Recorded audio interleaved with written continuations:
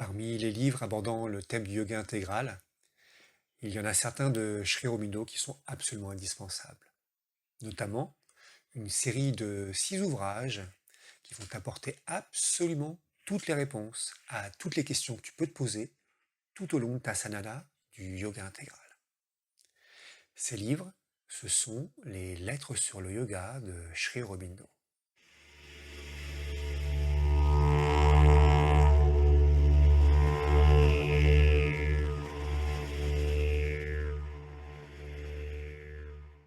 Salut à toi, c'est Emmanuel et je suis heureux de te retrouver sur la chaîne Mère Divine.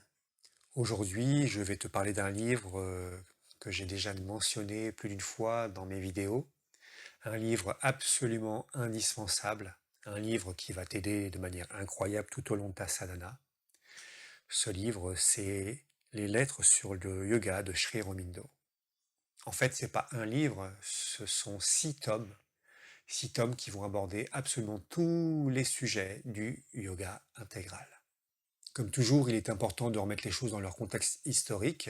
Sri Aurobindo s'est retiré dans sa chambre en 1926.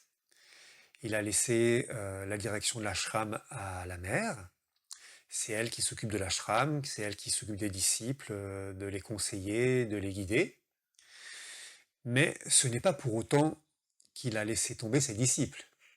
Effectivement, à partir de 1926, il reste dans sa chambre jusqu'à ce qu'il quitte son corps en 1950.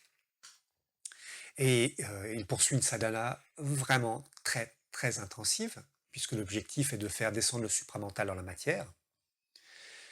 Et donc, il a estimé que il était important qu'il se retire de manière à se consacrer uniquement à ça, mais il est quand même le maître d'un ashram. Et donc, il va continuer à suivre ses disciples et à les conseiller. Mais il ne reçoit plus personne dans sa chambre. Il n'y a que 3 ou 4 disciples qui peuvent le rencontrer, notamment Nolini Kantakupta, qui est l'un des disciples de la première heure, plus un ou deux autres, et puis bien évidemment la mère, toujours.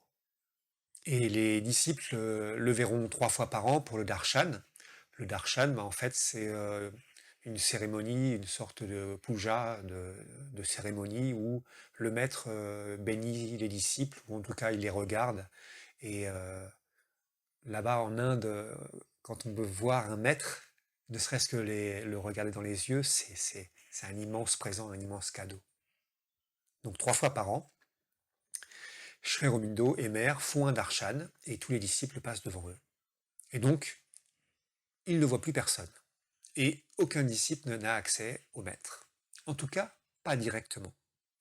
Parce que entre 1932 à peu près et 1942, peut-être même certainement après, mais en tout cas, en ce qui nous concerne là pour aujourd'hui, entre 32 et 42, il va avoir une très grosse correspondance avec tous ses disciples, notamment avec l'un d'entre eux, Dilip, avec lequel il aura parfois 2 à 3 lettres par jour, des fois juste quelques lignes et des fois jusqu'à 20 pages d'écriture, où il pose des questions, où Dilip reçoit des questions de divers disciples, il les envoie au maître, et Sri Aurobindo répondait, ou tout simplement des questions que lui-même posait. Et donc, il va y avoir une grosse correspondance qui va être à base de lettres des disciples proches, mais aussi des disciples lointains, qui parfois sont en Inde, mais voire même dans des pays autres que l'Inde. Et puis, les disciples tenaient tous un journal de sadhana, et Sri Aurobindo lisait régulièrement leur journal de sadhana. Et donc, dans la marge ou à côté, il annotait quelques mots, quelques phrases. Et puis parfois, quand ça nécessitait beaucoup plus, il leur envoyait carrément un courrier, une lettre avec beaucoup plus d'informations, à des questions qu'ils pouvaient se poser, à des choses, des difficultés qu'ils pouvaient rencontrer. Et donc, pendant des années, Sri Aurobindo a pris ce temps pour tous ses disciples, pour leur répondre, pour leur conseiller, pour les aider, pour les accompagner sur le chemin. Donc jamais directement en présence. Mais bon, quand on connaît un tout petit peu Sri Aurobindo, des écrits de Sri Aurobindo, c'est particulièrement précieux. Imagine qu'il soit encore présent et que tu te poses une question et que tu lui envoies une lettre et que tu reçois une réponse de Sri Aurobindo. Tu imagines bien à quel point c'est précieux. Mais ce n'est pas précieux uniquement parce que c'est Sri Aurobindo qui a écrit. Sri Aurobindo, il a vécu absolument tout ce qu'il explique. Les écrits de Sri Aurobindo, ça va au-delà que de simples mots. On a beaucoup prétendu que c'était un philosophe, que c'était très intellectuel et très mental, mais il n'y a absolument rien de mental chez Sri Aurobindo. C'est uniquement du vécu. Il est en capacité d'exprimer avec une telle précision tout ce qui se passe à l'intérieur de chaque personne. En plus, c'est le maître. Il connaît ses disciples, il connaît leur âme, il connaît leur essence, il sait leur donner les mots exacts. Et donc, quand il envoie une lettre à un de ses disciples, euh, ça lui appartient, c'est pour lui. C'est pour ça que pendant longtemps, il a été hors de question de diffuser et de publier ses lettres, parce qu'elles étaient personnelles. Sri Aurobindo, il répondait à des phrases précises, à des questions précises, à une personne spécifique. Mais Sri Aurobindo, c'est bien plus que ça. À travers les mots, il a un pouvoir des mots qui est extraordinaire. C'est que maintenant qu'on a pu avoir ces réponses à ces questions, ces lettres sur le yoga, on peut constater qu'elles sont tellement chargées de connaissances que c'est vraiment précieux. Et l'ashram a bien compris ça à un moment donné. Ils se sont rendus compte que tous ces écrits qui étaient envoyés à droite et à gauche aux disciples, en fait, potentiellement, c'était perdu pour tout le monde. Et donc, ils ont décidé de recopier les lettres que Sri Aurobindo envoyait aux disciples. Et donc, c'est Nolini qui recopiait les lettres de Sri Aurobindo, donc il envoyait la copie aux disciples, et l'ashram conservait les originaux pour les archives. C'est ce qui a permis par la suite de créer ces 6 ouvrages des lettres sur le yoga. Certaines de ces lettres ont été éditées par les disciples qui ont écrit des livres, et donc quand ils recevaient des lettres, eh ben, ils ont retranscrit ces lettres dans leurs ouvrages. Et donc, comme tu peux l'imaginer, c'était un immense travail que de répondre à chaque disciple, à toutes les questions que les disciples pouvaient se poser, et ce pendant des années, tous les jours, quotidiennement, constamment, en permanence. Il écrivait des heures et des heures et des heures pour répondre tous les jours à ses disciples. Imagine qu'à un moment donné, il y avait à peu près 1000 disciples dans l'ashram, sans compter toutes les lettres qu'il envoyait à droite à gauche dans le monde entier. Les premières lettres ont été éditées dans 3 ouvrages, et ça a été supervisé par Sri Aurobindo. Le premier, c'était Lumière sur le yoga, édité en 1935. Le deuxième, c'était Les bases du yoga, en 1936. Et beaucoup plus tard, en 1948, Les nouvelles lumières sur le yoga. D'ailleurs, Les nouvelles lumières sur le yoga, je ne l'ai jamais retrouvé. Il est absolument plus édité ni par l'ashram ni par personne, et il est absolument introuvable. Depuis des années, je le cherche, je ne le trouve pas. Heureusement, un certain Jean Herbert, qui pendant longtemps a été un traducteur des œuvres de Sri Aurobindo, a édité ces 3 livres sous la forme d'un seul et unique livre qui s'appelle Le Guide du Yoga. Donc voilà un peu l'histoire de ces lettres et comment elles nous sont arrivées. Donc à un moment donné, ils ont regroupé toutes ces lettres et ils en ont fait ces 6 volumes. Enfin, ça a été traduit en 6 volumes parce que il existe en anglais un certain nombre de lettres qui n'ont jamais été éditées en français. Encore une fois, c'est malheureux. C'est là où j'ai du mal à comprendre l'ashram. Pourquoi, depuis tant d'années, tout ce qui a pu être écrit par Sri Aurobindo n'a pas été publié en français, traduit en français. Bon, passons à autre chose. Donc, les lettres sur le yoga, qu'est-ce que c'est exactement? Alors, je ne les connais pas par cœur, hein, donc j'ai pris mon petit papier où j'ai noté un petit peu tous les sujets qui sont abordés dans ces 6 ouvrages, parce que c'est pas mal de pages, on va dire. Il y a plus de 1000 pages de lettres, en fait. Je ne sais pas combien il y a de lettres en tout, mais il y en a vraiment sur tous les sujets possibles. Donc, il va aborder l'évolution supramentale, les autres sentiers, les autres voies, autres que le yoga intégral. Il va parler du yoga intégral, évidemment, des religions, de la science, des différents plans de l'être, des pouvoirs divins, mais aussi des pouvoirs hostiles, du karma, de la sadhana, de la méditation, des réalisations, de la triple transformation, de la transformation psychique, spirituelle et supramentale. Il va parler de la transformation du mental, du vital, du physique, du subconscient, de l'inconscient, des difficultés sur le chemin, des forces hostiles. Et ça, ce n'est qu'une petite partie de ce qu'il aborde, c'est plus ou moins quelques-uns des intitulés des chapitres, parce que c'est bien plus riche, fourni, et surtout, c'est à la manière de Sri Aurobindo. Toutes les précisions, ils sont là. Il t'explique absolument chacun des thèmes abordés de manière méticuleuse. Et puis, je trouve qu'il a été vraiment bien édité, cette série de 6 livres, parce que c'est regroupé sur thème, donc il écrivait des réponses à des questions qu'il envoyait aux disciples, et puis c'était des questions sur certains thèmes, certains sujets. Et donc ils ont regroupé tout par thème et par sujet, et ça a créé ces 6 volumes. Et donc dedans, tu trouves vraiment toutes les questions que tu peux te poser tout au long de ta sadhana. Toute ta vie, tu peux relire et relire et relire encore et encore les lettres sur le yoga, tu vas y trouver des nouvelles choses. Puisque progressivement, tu évolues en conscience, eh bien, quand tu le lis une première fois, tu vas passer devant des choses, tu vas pas les comprendre ou tu vas pas t'y attarder. Tu vas le relire une fois quelques années plus tard et d'un seul coup, ça va te parler à cet instant-là parce que tu auras évolué en conscience. C'est donc une aide vraiment précieuse pour notre sadhana parce que j'ai lu vraiment pas tous les livres, enfin pas loin d'avoir lu tous les livres de Sri Aurobindo. Et sincèrement, selon moi, ils sont absolument tous indispensables puisque il aborde son yoga intégral sous différents points de vue, sous différents même parfois plans. Et donc à chaque fois, tu vas comprendre et découvrir un point de vue du yoga intégral complètement différent. Donc j'estime que ces œuvres sont absolument indispensables. C'est pour ça que je trouve vraiment dommage que l'ashram n'ait pas encore traduit absolument tout ce qui aurait pu être écrit par Sri Aurobindo. C'est vraiment dommage. Peu importe. Une chose est certaine, ces 6 ouvrages sont extrêmement précieux.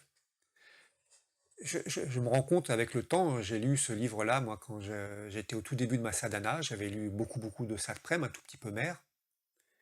Et puis, mon ami Franck m'avait prêté ces livres, euh, et j'ai commencé à les lire très tôt. Parce que, en fait, j'y ai vu beaucoup de réponses à beaucoup de questions que je me posais, parce que je commençais ma sadhana, je ne comprenais pas tout exactement au yoga intégral, et j'avais 1000 questions à moi.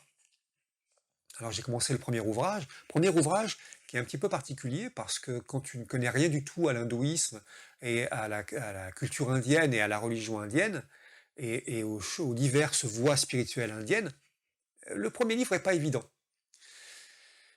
Mais bon, je l'ai lu comme ça, et plus j'avançais dans le livre, plus je me disais, waouh, mais ça me parle, ah, mais ça, j'avais pas compris, ah, mais ça, c'est que ça. Et donc, j'ai lu une première fois d'un bout à l'autre les 6 ouvrages, et j'ai compris 1000 choses, ça m'a aidé pour 1000 choses dans ma pratique, dans ce que j'ai mis en place progressivement, et dans ma compréhension du yoga intégral, et évidemment de moi-même. Et puis, je n'ai cessé de relire ces livres. Je les relis régulièrement, parce que je crois que j'ai dû les lire 3, 4, 5 fois, je ne me souviens pas, mais en tout cas très souvent. Et puis, en fait, il y a plein de manières de lire les lettres sur le yoga. Je conseillerais toujours de commencer par les lire dans l'ordre, parce qu'il y a une suite logique. Mais tu peux aussi les lire en te référant, parce qu'à la fin de chaque livre, il y a des termes pour les recherches, par mot, mais aussi par chapitre, tout simplement, avec les thèmes de chaque chapitre. Tu te poses une question sur le vital, tu vas voir sur le chapitre du vital, et tu lis tout le chapitre sur le vital, tu auras toutes les réponses à toutes tes questions sur le vital. Tu poses des questions sur l'être psychique, de même, c'est la même chose. Donc ça, c'est l'autre manière, mais tu peux aussi, un peu comme, tu sais, c'est ce truc moderne que tout le monde fait maintenant avec l'oracle et les cartes, tu tires une carte et puis tu as la réponse à la question que tu te poses dans le moment présent. Eh bien, tu ouvres les lettres sur le yoga au hasard et tu vas tomber toujours, pratiquement toujours, sur une réponse à une question que tu te poses dans l'instant. Mais Nous sommes dans une époque moderne, avec des outils modernes et informatiques. Et il y a une méthode que j'ai adoptée il n'y a pas si longtemps, que je trouve assez incroyable. J'aurais aimé la découvrir bien avant, mais je n'avais pas la possibilité puisqu'il n'y avait pas les outils pour. Euh, c'est les PDF. Alors, tu as remarqué que je te laisse souvent un lien vers un site qui s'appelle Oroma, qui a tous les PDF français, anglais et dans plein de langues différentes de tout ce qui a été écrit par Shromido, Mers, Alprem et tous les disciples. Plus des audios, plus des vidéos, plus des photos, plus tout un tas d'informations. C'est une banque de données extraordinaire en accès libre et gratuit. À l'époque, pour la petite histoire, c'était créé par les Russes. Et merci à eux d'avoir fait cette chose-là, parce que du coup, j'ai téléchargé tous les PDF en français. Et là, je commence à faire le téléchargement des PDF en anglais, parce que c'est précieux, il faut les avoir. Et donc, les PDF, dans la fonction recherche des PDF, eh bien, tu peux faire des recherches par mots-clés. Et donc, tu peux prendre le PDF des lettres sur le yoga. D'ailleurs, petite parenthèse, tu trouveras un lien dans la description, parce que ces PDF ne sont pas accessibles sur Oroma, ils les ont pas fait encore. Tu peux les consulter, mais uniquement en ligne, tu peux pas les récupérer chez toi. Mais j'ai ces PDF grâce à Pascal Emmanuel, un sadak du yoga intégral, qui a un blog qui s'appelle Victoire de la vérité, qui a créé ces PDF justement pour nous les offrir. Et il les a mis en accès libre sur son blog, donc tu peux le trouver sur son blog. Hein. Mais si tu les veux, tu peux aussi me contacter, soit via mon mail, soit via mon site. Enfin, voilà, contacte-moi pour avoir les PDF des lettres sur le yoga. Et donc, pour en revenir à cette fonction recherche sur les PDF, tu mets un mot-clé dans la fonction recherche et tu vas avoir la réponse. Toutes les réponses qu'il y a avec ce mot-clé, écrites par Shri Romeo, y sont. Alors, je vais faire une autre petite parenthèse puisqu'on est sur les PDF et sur la fonction recherche. J'ai téléchargé absolument donc tous les PDF concernant le yoga intégral. Je les ai dans des dossiers bien classés. Et lorsque tu ouvres un document PDF, mettons les lettres sur le yoga, tu as une fonction qui te permet de faire une recherche sur tout un tas de dossiers. Donc moi j'ai un dossier yoga intégral, je fais une recherche sur tous les écrits de Mère, de Sri Aurobindo, de Satprem et des disciples sur un mot-clé, et il va me donner toutes les parties et toutes les œuvres dans lesquelles ce mot-clé apparaît. Donc pour faire des recherches, notamment pour faire des recherches pour mon blog ou pour faire des recherches pour ces vidéos, c'est extrêmement pratique. C'est un peu comme si tu posais la question à Sri Aurobindo, à Mère ou à Satprem, et qui te donnait tous les endroits où il a mis des réponses. Assez extraordinaire. Voilà, voilà à peu près ce que je peux te dire des lettres sur le yoga. Vraiment, moi, tout ce que je peux te dire là maintenant, c'est va les lire. Contacte-moi pour avoir les PDF, achète-les. Je crois qu'il y a une librairie qui s'appelle Tapovan qui les vend.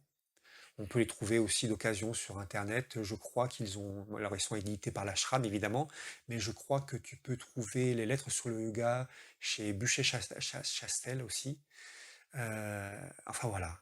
Voilà toutes les informations sur les lettres sur le yoga. Lis-les, vraiment. Tu auras toutes les réponses à toutes tes questions. Je sais que tu te poses 1000 questions sur le yoga intégral, sur toi-même, sur ta vie, sur ce que tu vis, sur comment faire certaines choses. Eh bien, tu auras les réponses dans ces lettres sur le yoga.